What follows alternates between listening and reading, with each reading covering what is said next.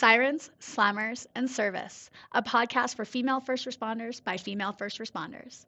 My name is Nikki Clucci, and I will be your host. As a former correctional officer in Alberta for almost 2 decades and the founder of Blue Line Fitness Testing, which provides law enforcement fitness testing and first responder wellness workshops, I started this podcast as a way for female first responders to share the trials, tribulations, and triumphs of their daily work. I want to showcase the unique perspectives, skill sets, and personalities that women bring to a first responder career and share their stories. So get ready to laugh your ass off, learn a whole bunch, and be inspired by some pretty badass women. Let's go. Welcome back, guys. We are here with, can you freaking believe it, our absolute last episode of season 2. Like, this season flew by, you guys. It has been a ride. Let me tell you, I have been freaking loving the guests we've had. I have loved every single one of them in their own unique way. From at the very beginning of the season, we had Lori, who was our RCMP officer that was shot and lost her leg, to Christy Madro Stewart, who was our dental forensic identification person. Like, I mean, wow, what a crazy hidden first responder, to our AHS peace officers, to our drug dog handlers, to Bridget Trexillo, all the way from Texas, to Erin Nugent, who came to us from Australia. Like, it just, you guys, these guests have been amazing. It has been so awesome. And I just feel so honored that the podcast is reaching so many people.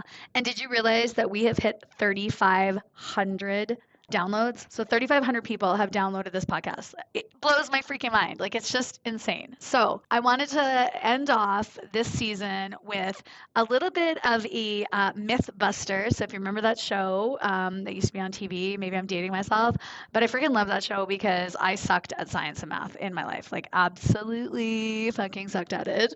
I was okay with biology because it was memorization and it was like anatomy and physiology, which I enjoy, but math and me were not friends. And so I love that show because it would take things that I completely did not understand and then they would dumb it down and make it so that I can understand it, which I love. And like, I don't remember any of the things. I don't remember learning any of that stuff in school. My 7-year-old right now is doing magnets in science. She had to make this really cool magnet project. And I learned more from my 7-year-old about magnets than I think I learned in grade 2. So, you know, there's also that. Maybe I just wasn't paying attention, probably.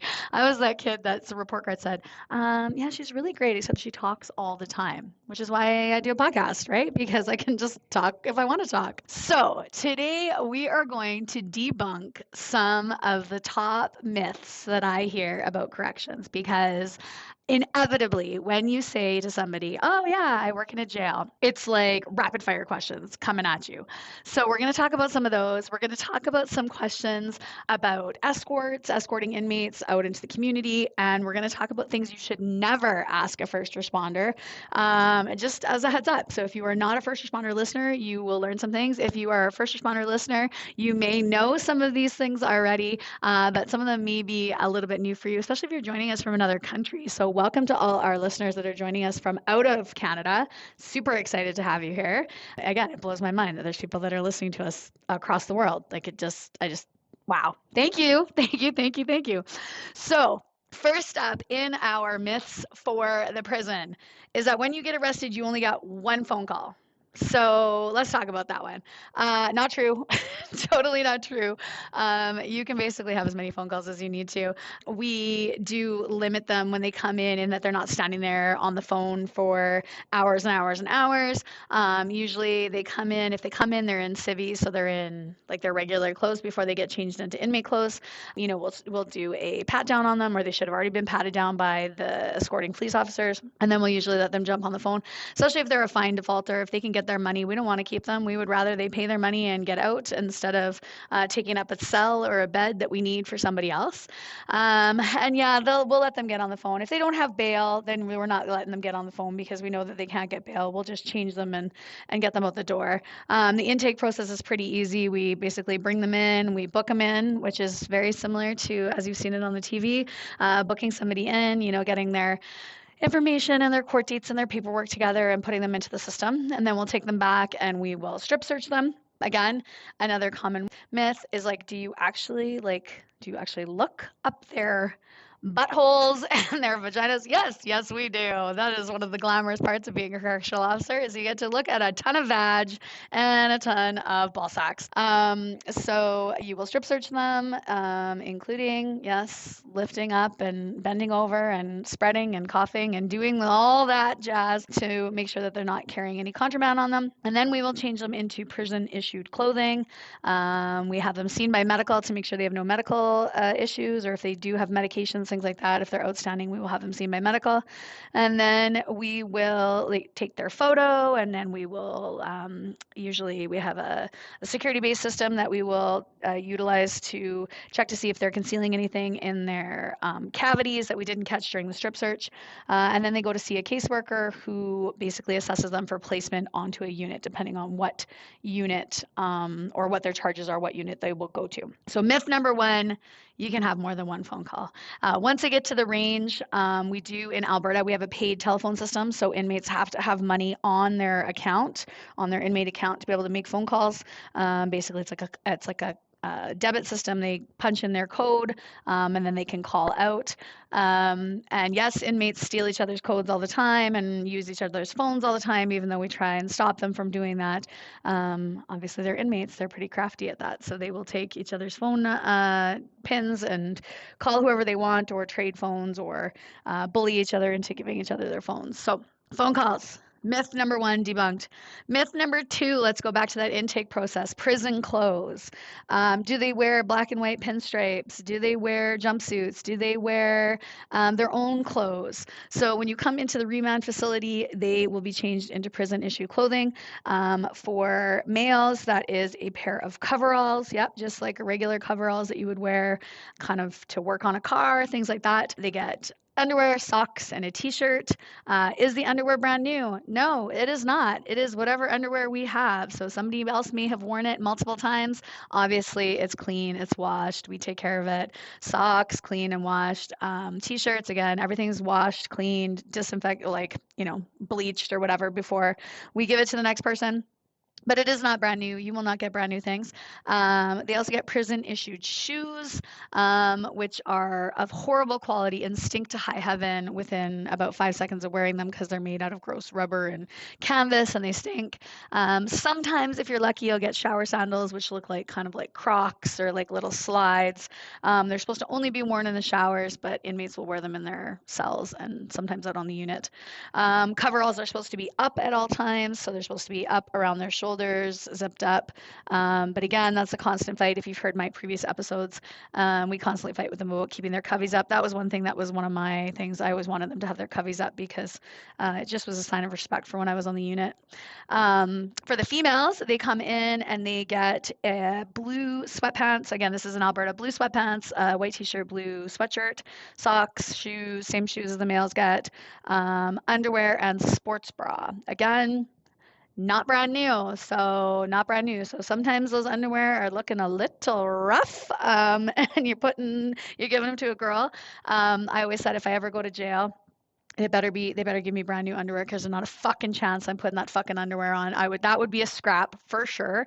Even though I wouldn't want to scrap COs because, I've been in that position where you have to make a girl put it on, but that would be a fucking fight to the death. I'm not wearing that fucking underwear.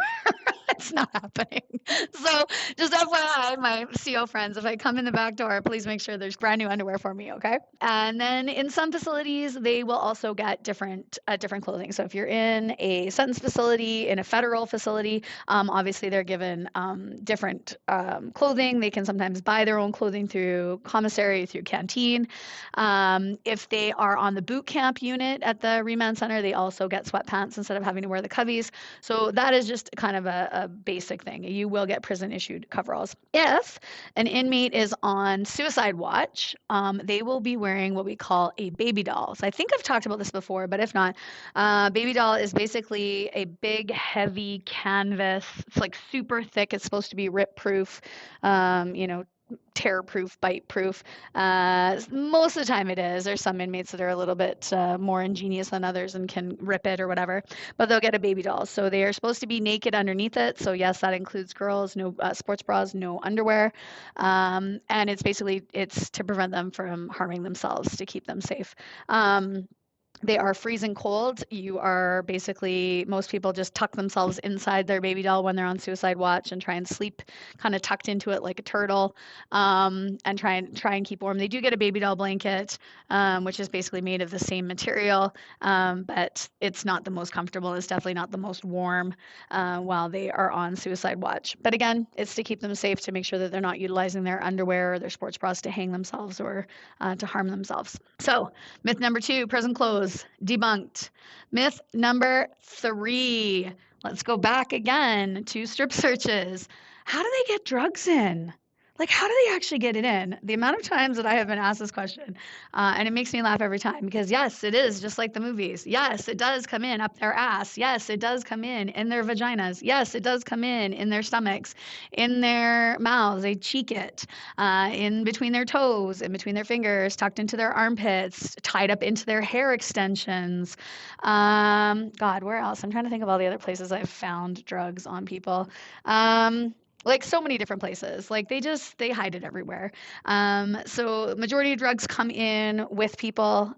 Sometimes they get mailed in, so they will come in through the mail. They'll either be the drugs will be soaked into the paper. That was a big thing for a while. They will, again, just sometimes just try and mail in a package of drugs and think that it won't get searched. If you recently saw in the news, there was a carrier pigeon I believe it was in Abbotsford or Surrey in BC, that flew into the inmate yard and had a backpack on filled with drugs. I thought this was the best fucking thing ever. And one of the comments in the bottom said, and I almost died laughing, said, I thought messenger pigeons were outlawed in the 1800s. And I snort laughed for about 5 seconds because it was so funny. But yes, sometimes they will do that. They will slingshot them into the yard, try and drop them through the grate ceiling. They'll try and throw them over the wall if you're in a facility that has a wall. Yes. Do lawyers bring them in? Do visitors bring them in? Yes, yes, they do. I know every single lawyer that's listening will be like, absolutely not. But we know you do because we've caught you. So yes, you do. Um, Again, family members will try and bring them in on visits, things like that. So that's why, again, inmates are strip searched on the way to and from visits, is to make sure that that contraband is not coming into the units.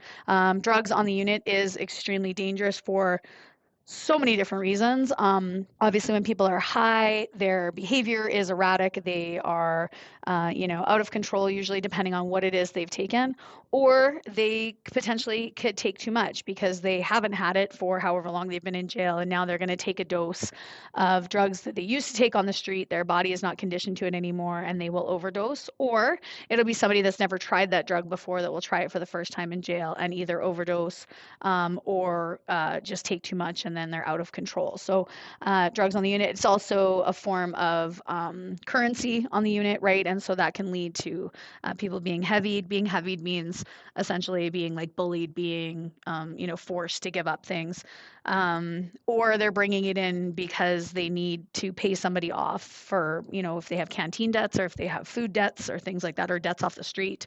They're going to be bringing that stuff in, which leads to a lot of unit politics and a lot of issues on the unit that we try to mitigate by stopping that stuff from being on there. Even cigarettes, like cigarettes, tobacco, obviously tobacco's outlawed in jails right now. And so when I first started, it wasn't. Inmates were able to smoke in their cells, not on the units, but they were able to smoke in their cells. And so then when we took tobacco away, that was a huge change. Inmates lost their minds about it for the longest time. And we used to give them popcorn at 9 o'clock as a nicotine fix. It was great for us because we could have popcorn at 9 o'clock at night, but I don't think it did much to curb their nicotine cravings. But hey, it was a step in the right direction. So, yes. So myth number 3: how do they get drugs in? Yes, that's how they get them in, up their ass most of the time, or in their vagina if they are a female. Myth number 4: if you ever go to jail, should you join a gang for protection? Should you try and, posse up with somebody? The answer to that is obviously no, you should not. It's not a one-time thing. I'm just going to join this gang and they're going to protect me. If you join a gang, you join a gang for life. And if you want out of the gang, it's called jumping in and jumping out. So you get jumped in, which means they'll either beat the living shit out of you, or they will make you do something to prove that you deserve to be in the gang. And to get out, you get jumped out. And again, that either means you get killed or you get a severe beating, or you are basically, you go into protective custody and you go into hiding because you no longer want to be involved in the gang. So very, very, very rarely is a gang member allowed to leave in good graces or allowed to leave of their own free will. So joining a gang is not the thing for you. If you run in a gang in jail, are you more, is there a better chance of being taken care of? I mean, yes and no. Like, we do our best to keep gangs split up so we don't have gang, like multitudes of the same gang members on a unit, because it does turn into a power struggle. And then if you get equal numbers of two separate gangs, then it'll lead to a gang war, which I've talked about was one of the reasons we had a riot at the old jail. And so you don't want gang members on. We try and split them pretty evenly. Usually, if you have like one or two of each gang on a unit, they will kind of coexist peacefully, even if on the street they would have killed each other at the sight of each other. Inmates, as crazy as it sounds, are pretty smart when it comes to that. They know that they need to live there, and they're probably going to have to live there for quite some time. And so it's better to live peacefully and coexist with other people that you hate on the street than to be in seg the whole time because you fought a guy over the fact that he wore a different color than you or flashed a different gang sign than you. Gang signs, they do flash all the time. Sometimes you'll catch them flashing, or you'll have graffiti or vandalism. They'll scratch their gang signs into the walls or into the bunks, write it on their clothes, things like that. They try and tag themselves. If they don't have a tattoo already, they'll, make a tattoo. They'll get a jailhouse tattoo, which is another myth we can talk about. But yeah, so the gang stuff, I mean, they do still try and show that they're with a gang as a kind of a sign of strength and power, but there really isn't that much when you're in jail. Okay, myth number, let's go. I don't even know what number we're at. Let's go to the weight pit. So people ask all the time, is there like a giant weight pit for these guys? Like, do they just spend the whole day working out? So, yes, there is exercise equipment in the jail as per the Human Rights Act. We do need to provide them opportunities for exercise and fresh air. So we have outdoor yards that the inmates can go out to. There's basketball nets and things like that. We have little handballs. Lots of inmates, especially in Edmonton, like to play handball. So they'll go out and smack the ball around, run around and play basketball, sometimes play soccer, depending on if we can get soccer balls for them. So when they're in the outdoor yard. And then we have a indoor exercise area. Again, this is Edmonton Remand, but I know other jails within the province have areas like this. But it's not necessarily weight equipment like you would see at the gym. Usually we just give them body weight equipment. So there'll be a dip and a chin up bar. There's cardio equipment because obviously we live in Alberta and 8 months of the year it is fucking cold and snowy and shitty and they don't want to be in the yard. So there'll be a treadmill and there'll be a bike and I don't know if they have an elliptical. I think maybe they had a stepper before I left. But some cardio equipment for them to work out on. And then basically it's body weight exercises. So they're doing push-ups, they're doing sit-ups, they're doing, lunges, jumping jacks, things like that. Some of the guys have like a really set out hardcore workout routine that they do every day. Majority of them just fucking sleep their days away because they've been high for weeks and months on end, and this is the first time they've ever slept. And so a lot of them just sleep the day away. But some of them, if they've been in there for a while, they try to get into a routine where they're working out. When I worked at the jail, I used to print out sometimes workouts and just post them in there for them so they could just follow something if they didn't know what to do. We do have rec staff, so they'll come and bring sometimes games or things like that for them to do. Sometimes we used to have ping pong that we'd bring out until they started wrecking the ping pong net and basically using it as a shank. So, then you got to take it away. It's like they're like children, right? This is why we can't have nice things. The amount of times I said that, this is the why we can't have nice things because you guys just fucking turn them into weapons and break them, right? So, but yeah, so the weight pit. So no, there isn't usually free weights because they could utilize those to damage people or damage themselves or, use as weapons. So there isn't usually free weights or anything like that, but just mostly body weight exercises and body weight equipment. So weight pits.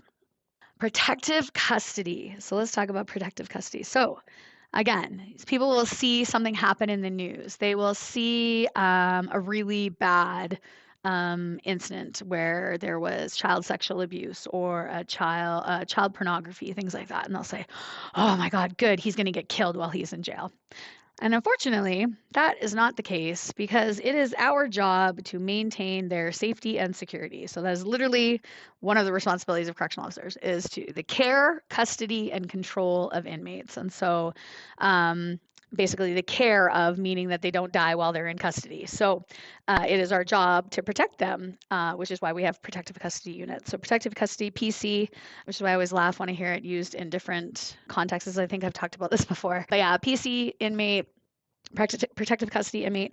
Once you're PC, you're PC, you're PC, you're PC. So it has changed a little bit. When I first started in corrections, if you were a PC inmate, you were called a skinner. A skinner is some like basically a sex offender. So um, they were all generalized as sex offenders, whether they were or not, if they were in PC. But if you were a PC inmate right when I started, you were never coming out of PC, like ever. Because if you'd gone in, if you checked in, we call it checking in. If you checked in, that was it. You were checked in for life. There was never any going back to the regular unit because you'd be killed if you went to a regular unit and they found out that you were a PC. As things move along and as identities change and as people, become more accepting of different things. It even happens in jail culture. They now, if you're a PC, you could check out a PC and you could try and go back to GP.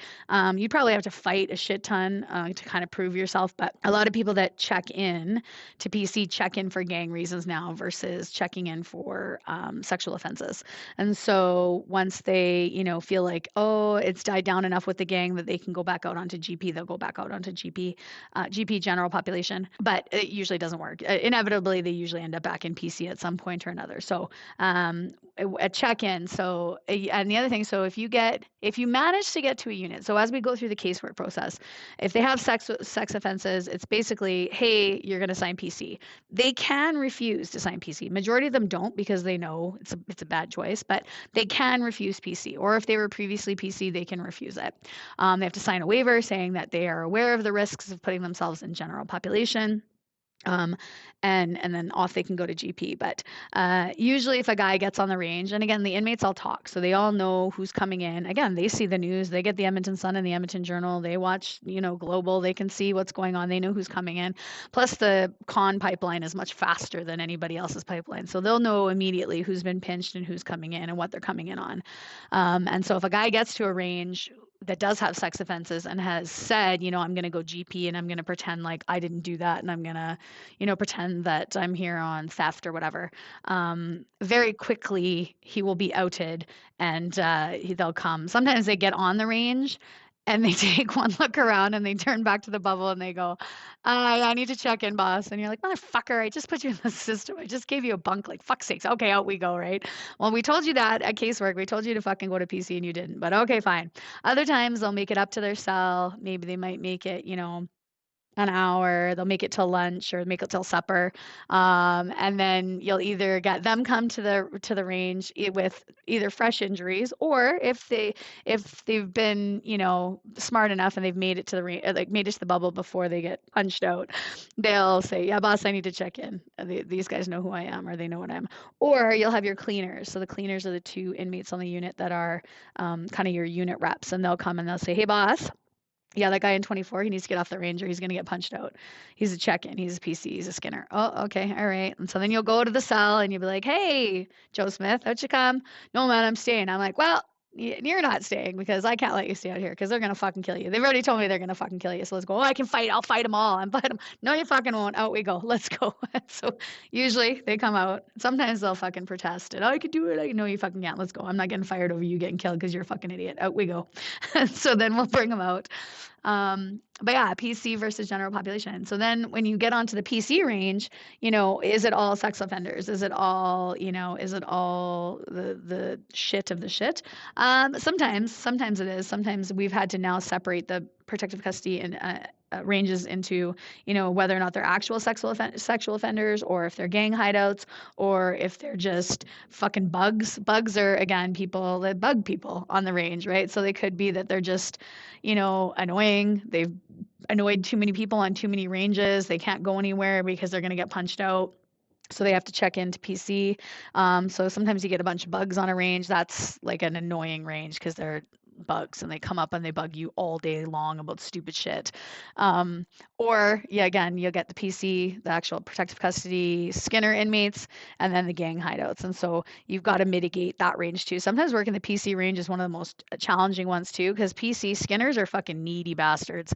For people that sexually abuse other people, they are needy as everything. Oh my God, you got to hold their hand for absolutely everything. And they're just babies. They're just whiny little bitches, which is annoying. But again, you have to deal with them. And then the gang hideouts, they're usually pretty good because they've been in jail the majority of their life. And so they kind of know the routines. But it is quite funny to see the hierarchy of, gang hideouts, and they'll start to get chirpy and they'll start to get lippy. And I'm like, oh, you want to get lippy? Okay, well, let's put you back on the range you just fucking came from. Oh, no, no, no, boss. And they're like, no, no, I'm fine here. I'm fine. I'm good. It's fine. I'll be fine here, boss. No problem. No problem. Right. And off they go to their cell. And you're like, that's what I fucking thought. Yeah. So mind your P's and Q's because we're taking care of you and we're making sure that you're protected. That leads into one of the other myths. Oh, inmate or, so and so Joe Smith sentenced to 24 years for murder and blah, blah, blah.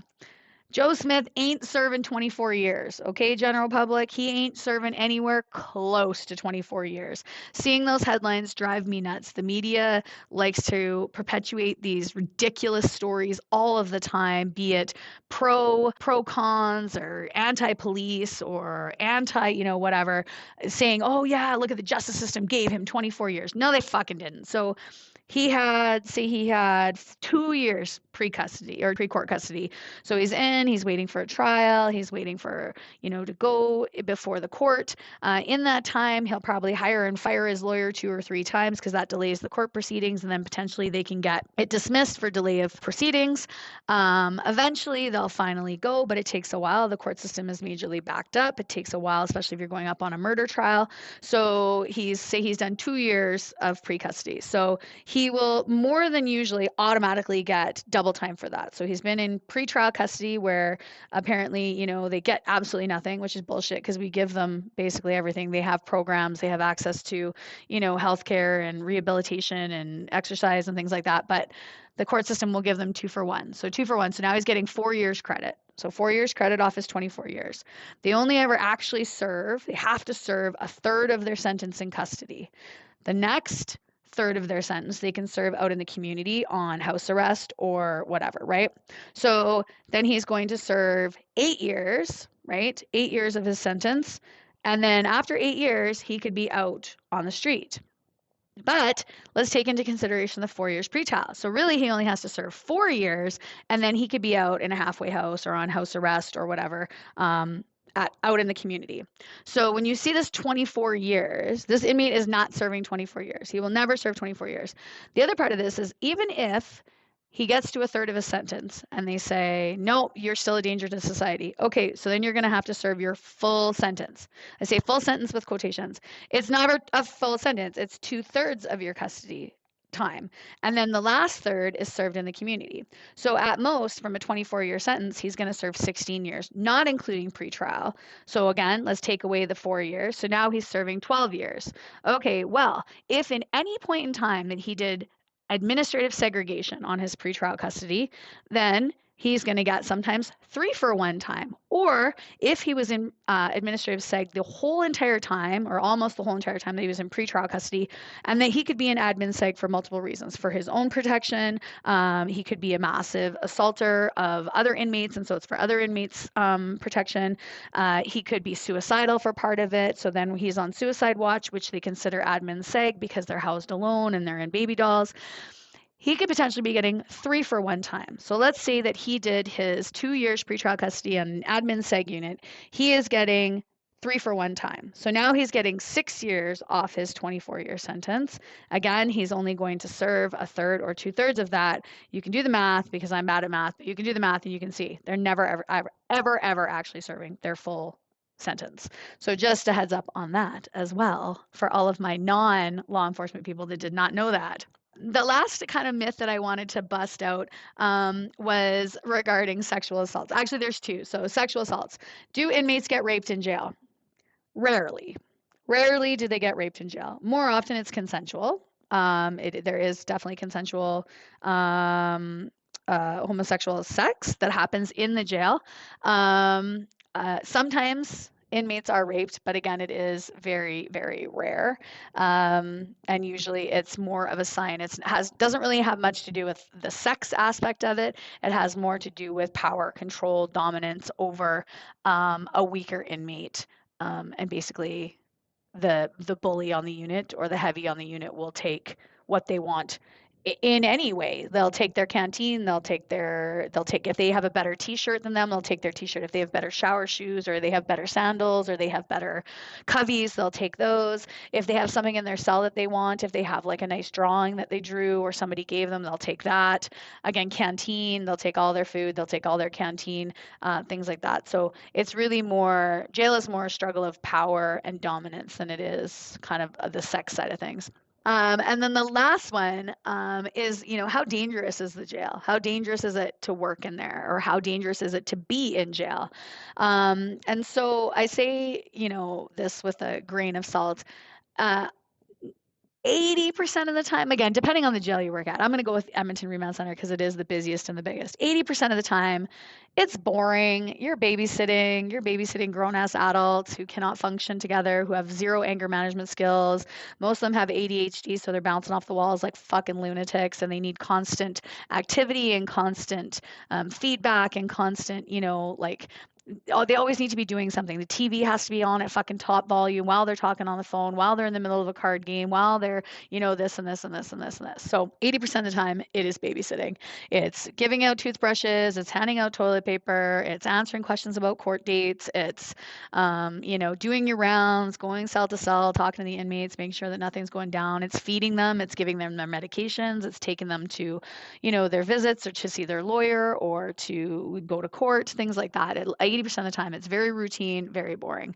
I say boring in that, it's just very much mundane tasks. It can be really fun. It can be really funny. Again, if you have a great partner, it can be awesome. If you have good inmates on the unit, it can be pretty funny. Some of them are actually really funny. The stories they tell or the things they get up to, it's pretty funny. It's kind of a cat and mouse game with them, and so that's kind of a good thing. But the other 20% of the time, is it dangerous? Yeah, it's pretty dangerous. I mean, like you are locked in with these guys. When the door shuts behind you, it locks. It's not like any other job where you can get up and leave when you want to. If you want to get up and leave the unit, you have to stand at the door and wait for somebody to buzz you out.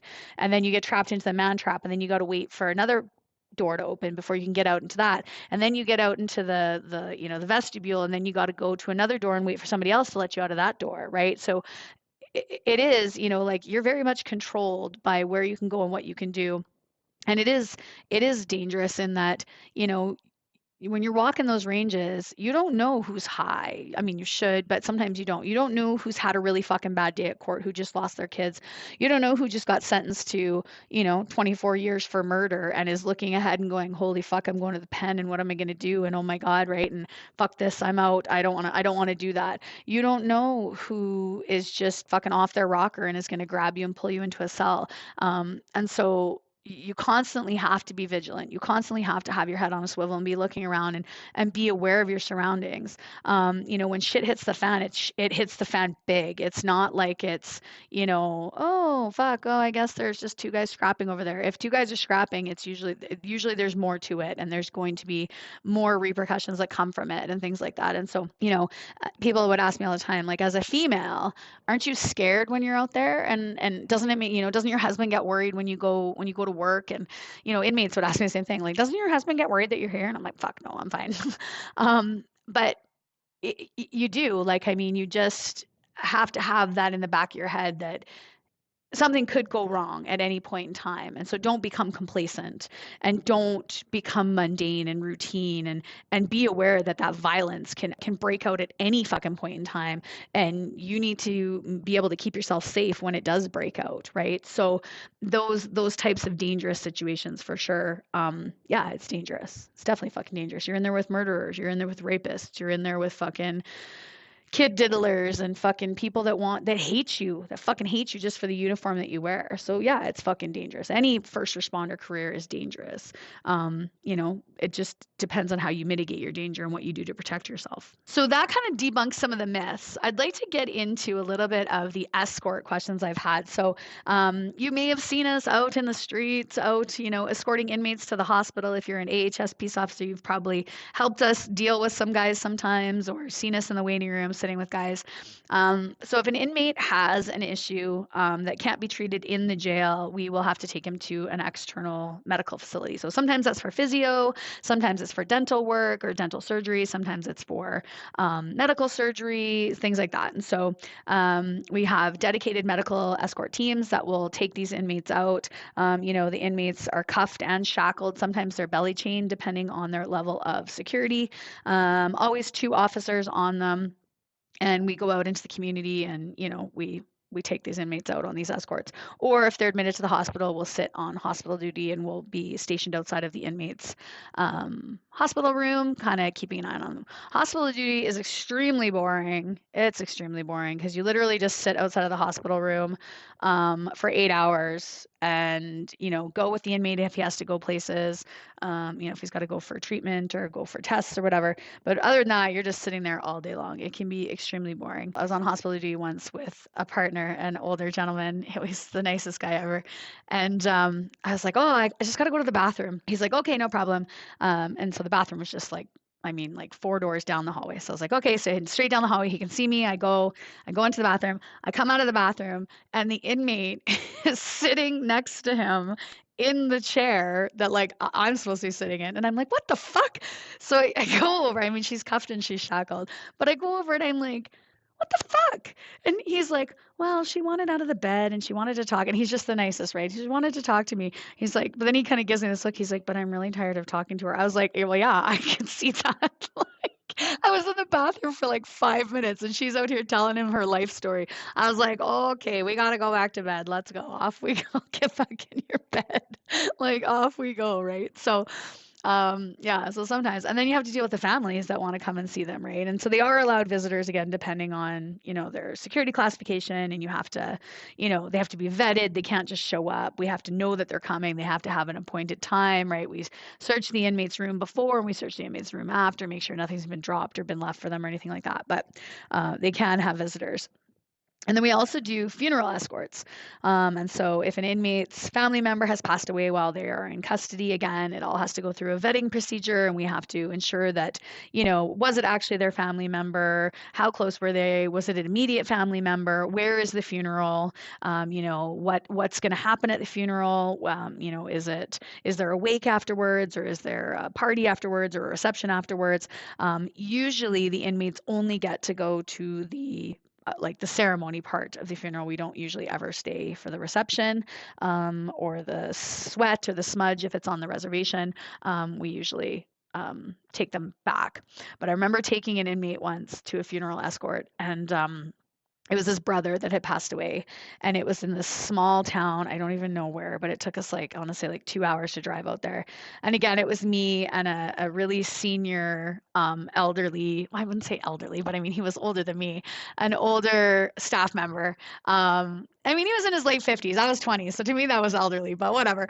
And I'd never been on a funeral escort before. And so I was like, okay, his name was, and my partner's name was Tony. And for those of you that know who I'm talking about, you'll giggle.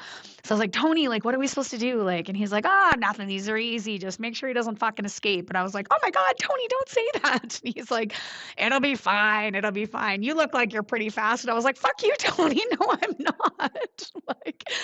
And so we got into the hall and it was again, we're in this tiny town. It's this tiny hall and it's packed with all these people because the family was well known in the town. I'm probably assuming not popularly well known because the brother had been in jail the year before. This guy was in jail. I think the sister was in jail. And so we got there and the mother is there and she comes up and she's thanking us. Well, thank you so much for bringing my baby. Thank you for, letting him come. And we're like, yeah, no problem. She's, oh, can you please take the handcuffs and shackles off of him? And I was like, no, ma'am, absolutely. We cannot do that. We'll pull his sweater down so it doesn't look like he has his cuffs on and we'll pull his jeans down and make sure it looks like he doesn't have leg irons on as best we can, but the restraints are not coming off. Those are staying on. And so she's like, "Oh, okay, okay, okay." And then she goes, she says to me, would you like to see my son?" And I was like, "Oh no, I'm like, I got this guy." She's like, "No, no, no. Like come and see my son." And I was like, "I really don't want to go and see your dead son. I'm good. I will just stay out here with this inmate." And she was like, "I insist." And I was like, fuck. So I had to take this inmate and go back and look at this inmate's dead brother who is laid out in the coffin and do my best to give condolences and say I'm sorry. And meanwhile, I'm like, this guy's fucking dead and I don't want to be here and I don't want to be looking at this. And Tony is in the corner and he is laughing away. He thinks this is the funniest thing because, of course, she doesn't go tell Tony to come look. She just zeroes in on me as the female and goes, "Well, you should come. You should come. You should come. Come look at my baby. Doesn't he look like such a good boy?" And I'm like, "No, he looks like a fucking dead guy. Like, he doesn't look like a fucking good boy." Like, Jesus Christ. So then, yeah, and then you pack him back up and you put him back in the van. And as we're driving back, I said to the inmate, "Yeah, I'm really sorry about your brother. Like, it's really too bad." And he's like, "Ah, fuck him. At least he didn't give away my whatever." And it was some fucking thing that his mom had told him that his brother had given to her to give to him once he got out. And I was like, "Well, I'm so glad we just spent all this money and time taking you to a funeral for a guy you really didn't give a fuck about, but okay, no worries." So, and then, yeah, strip him and get him back onto the unit. And, he's had his field trip for the day. So that is escorts in a nutshell, basically. And then finally, to wrap up this episode, to wrap up the last episode of season 2, like I said, it's still blowing my mind that this is the last episode. Season 3 is going to be fucking insane though, you guys. Again, like as if it could get any better. The guests just keep getting better and better, and season 3 is lit. So, but yeah, to wrap up season 2, let's go back to the question: what should you never ask a first responder? And this is something that came up in our very first episode, actually, with Sheila Farrell, who's my paramedic friend. We were talking before we started recording, and she was like, "You need to do an episode on what never to ask us, because holy fuck, people ask us the dumbest questions sometimes." And I was like, yeah, there are really dumb questions, but then there's also really triggering questions for us. And so I'll start off with those because those are the ones that, don't ever ask a first responder if they've shot somebody and what it felt like, or to tell you the story about it, because it's one of the most traumatic things we've ever had to do in our lives. Do you think we want to shoot people? Do you think we want to kill people or injure people or hurt people? We don't want to fucking do that. We do that because we have to do that, because somebody's life was at risk, or our life was at risk, or we were doing it to protect our country, or to protect our troop mates, or to protect our partners, or to protect other citizens. So don't ever ask us if we've shot somebody, right? Like, that's just a shitty fucking question. And yeah, you might be curious, and yeah, the first responder might bring it up at some point, doubtful, because we don't like to talk about things like that because it fucking triggers it back for us and then we have to relive it. But if they do tell you about it, respect it. Listen, don't ask fucking stupid questions. Just let us tell you what we need to tell you, accept it, and then move on. We don't want to relive that. The next question, have you ever had to deal with a dead guy, or have you ever had somebody die on you? Yeah, we have. We have, and it's fucking awful. And to be the person that is standing there, or in the room, or holding the person while somebody takes their last breath, or is working on that person as a medic or as a firefighter, or is trying to rescue that person, to know that they've died, and it was, and what you put as blame on yourself, it was your fault because you weren't fast enough, good enough, couldn't save them in enough time, you didn't do the right thing, you always second guess, you go back and you replay that thing over and over and over and over in your mind. Did I do it right? Could I have done this? What would have happened if I would have done this? Like, yeah, we've had dead people. People have died on us. It's fucking shitty. You never, again, in this role, want somebody to die on you. You never want to be the person that loses a patient, or loses, somebody that you're supposed to be taking care of or protecting, or, have somebody that's killed, in the line while you're supposed to be taking care of them or protecting them. Like, that's a shitty question. Don't ask that question, right? Chances are, yes, chances are whoever you're talking to has had that happen, and we don't want to relive it, right? Another like never ask a first responder, oh, what's it like to, do whatever it is, right? What's it like to work on a dead guy, or what's it like to, to get into scrap with somebody in the jail? Well, it's like getting into a scrap with somebody. Like, if you've never been in a scrap, first of all, I mean, that's fucking impressive because I don't know that many people who haven't fought somebody physically. I don't know, maybe I need to like open up my circle of circle of friends. Probably the rest of the world has. Actually, now that I think about it, the majority of the world probably has not been involved in a physical altercation. It's just all my friends and all my workmates. So yeah, I guess maybe. But I mean, it's like being in a fight. Does it hurt to get punched in the face? Absolutely it does. Does it hurt to, get pepper sprayed? Fucking yes, it does. Does it hurt to, have your legs kicked out from under you and be fucking scrapping on your back? Yeah, it fucking does, right? Like, I mean, that's again, like it's a stupid question. Like, yes, that's what it feels like. It sucks. It's not fun. It's not a good experience. I don't want to relive, having to scrap with somebody over something, and try and put them down on the ground. I don't like hurting people. I don't like, having to force people to do things that they don't want to do, right? Going to hands on is the last option. I don't feel like getting sweaty and fucking worked up in my uniform and potentially hurting myself. That's not something that I go out there and look for. So no, that's a stupid question, or that's a shitty question. One of the other questions is, what's the worst call you've ever been on? Or what's the worst thing you've ever had to, do or respond to or have happen to you, right? Again, we talk about, these are some of the worst days of our entire career, and you're asking us to relive it for your entertainment's sake. So you can hear a really cool story, or you can, say that you knew this about this person, or, again, I get asked all the time, oh, is that person in custody? Like, do you know him? Do you deal with him all the time? Well, A, I'm not supposed to tell you. And B, yeah, I fucking do. And yes, he is a piece of shit, just like the Edmonton Sun says, or just like the fucking Journal says, or just like his charges says. Yeah, he's a fucking piece of shit, and I have to deal with him every day. And every day I have to fucking be professional with him and be respectful, even though that I know, yes, that he did kill that baby, or he did fucking rape that woman, or he did murder that person. So yeah, I fucking hate that question, right? Or, what's the worst call you've ever been on? When you're asking my medic friends, or you're asking, my police friends, giving notification of death to somebody's family. Do you think that's a fun fucking part of our job? It's not. Responding to a suicide as a medic and having to be the person that tells the person's family, like, no, I'm sorry, that person didn't make it. Or, right? Like, I mean, these are all fucking really, really shitty parts of our job that we don't want to relive. So you asking us to tell you a great story is not what we want to do, right? The flip side of this is, what do you want to ask us? You want us to tell you a funny story? Tell me the funniest thing that happened to you at work. Oh my God, well, I got fucking shit tons of those, but be prepared, because what we think is funny, you might not think is funny. You might look at us and go, "Oh my fucking God." Like, and meanwhile, we're laughing because we think it's fucking hilarious. And you're looking at us like we are sadistic, fucking twisted, crazy people, right? So again, if you don't work in the career, if you don't work in this field, in the first responder field, don't be shocked at what comes out of our mouths, because you asked for it. You asked for a story. We'll tell you a story. And believe me, we have so many fucking stories.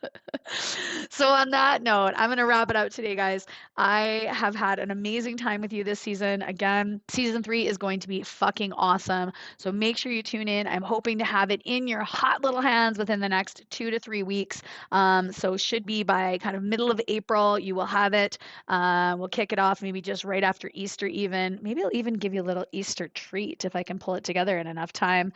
But I think that you guys are going to absolutely love it. If you have ideas for the show, if you have people that you want me to interview, if you have something, a burning question that you want to ask, fucking hit me up. I would love to give you guys the answers. I would love to have the people that you're looking for on the show. I'm always looking for new guests. I mean, like I said, I still have a list. There's probably like 20 people on here. I could easily do another 2 seasons with just the badass women that I know, which, I mean, doesn't that say something? That says something, that there's that many fucking wicked women out there, and that I am so honored to know and to call my friends, that I could fill 2 more seasons. But if you have people that you are looking for, that you want on here, or topics that you want, I mean, by all means, please hit me up. I would love to do it. If you're looking for reviews of things on equipment or on clothing, or you're looking for a quick tip or a quick trick for something, maybe for your fitness test, again, throw it out there. Let me talk to you about it. I will fucking fill your ears because, as you know, I love talking and I love talking to you guys. So I hope you guys have an amazing rest of your day. I hope the next couple weeks, well, where you don't have me, you are able to fill your ears with replays of your favorite episodes. For sure, hit me up. Tell me which one was your favorite. I would love to know that as well. And I will chat with you again soon. Have an amazing day.